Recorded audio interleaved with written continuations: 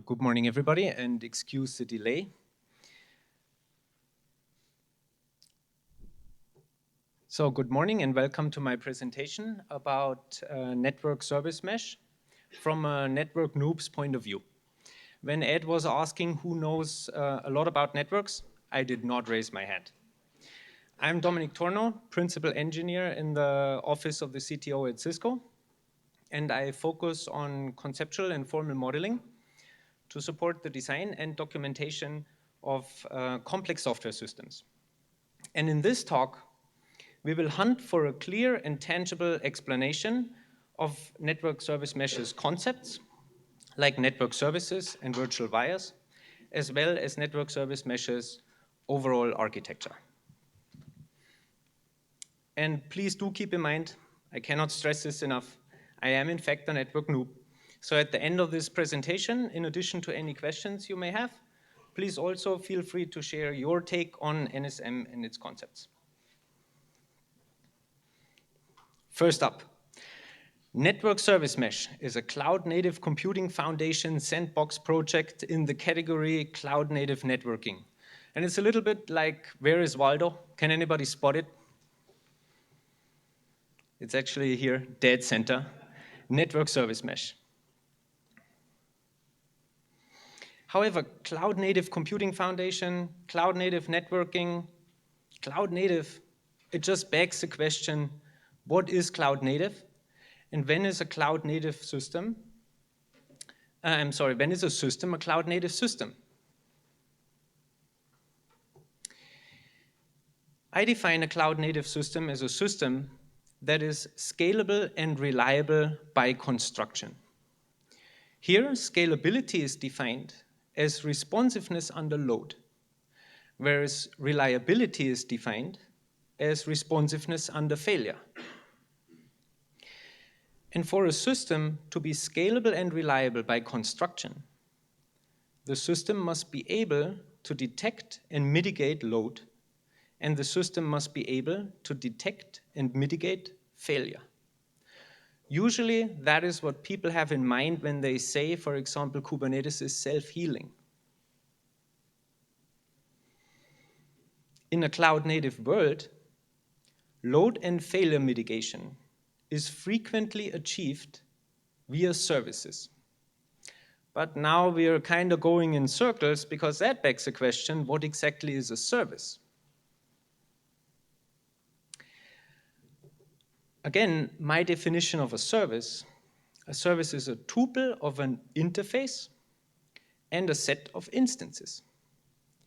Each instance in the set is able to fulfill the contract of the interface.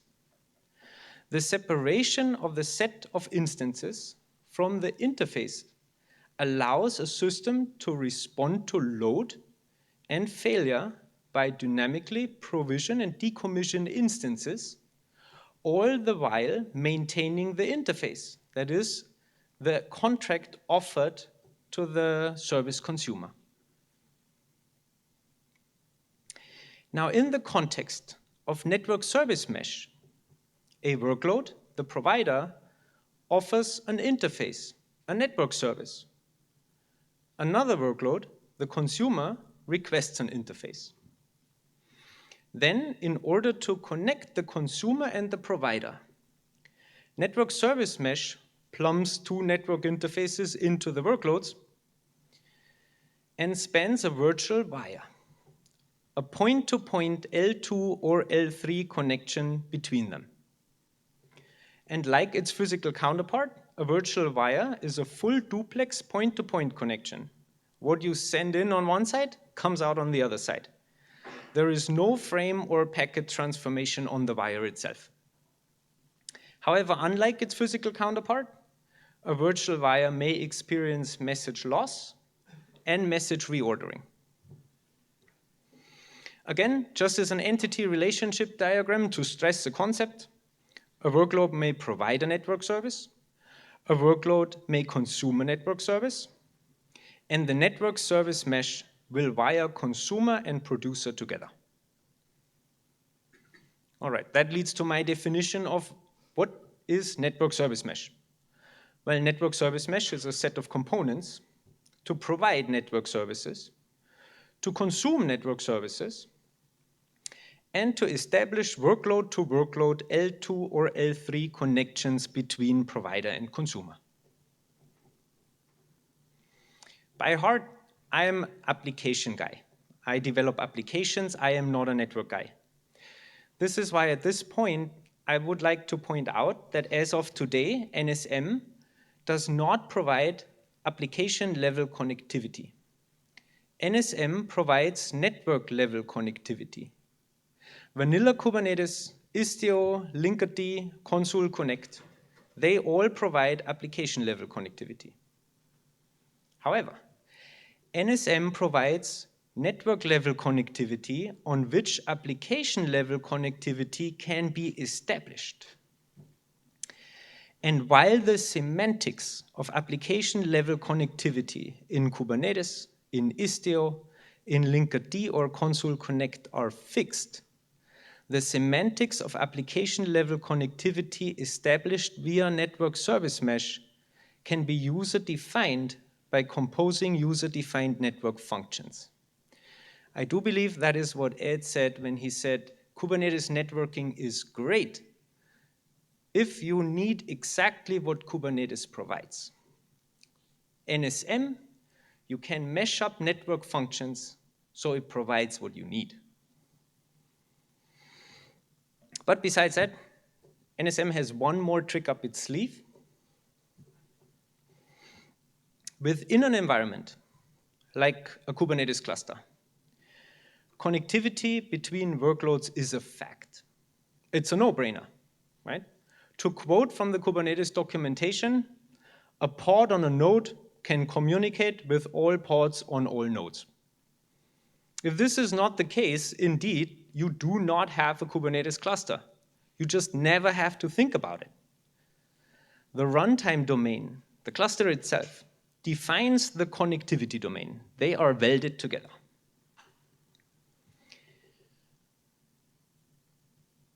But in a multi-cluster scenario, connectivity is not a fact. It is not a no-brainer.